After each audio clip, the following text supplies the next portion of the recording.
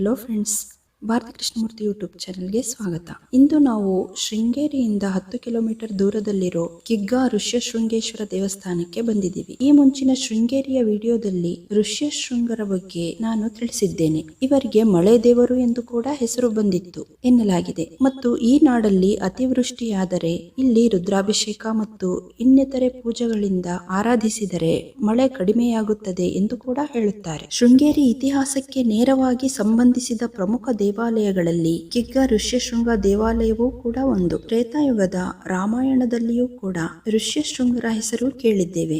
ದಶರಥ ಮಹಾರಾಜರಿಗೆ ಪುತ್ರಕಾಮೇಷ್ಟಿ ಯಾಗವನ್ನು ಮಾಡಿಸಿದವರೇ ಈ ಋಷ್ಯಶೃಂಗ ಮಹರ್ಷಿಗಳು. ಕಿಗ್ಗದಲ್ಲಿ ಋಷ್ಯಶೃಂಗರ ಆತ್ಮಜ್ಯೋತಿಯು ನಿತ್ಯವೂ ಆರಾಧಿಸುತ್ತಿದ್ದ ಶಿವಲಿಂಗದೊಳಗೆ ಐಕ್ಯವಾಯಿತೆಂದು ಹೇಳಲಾಗಿದೆ.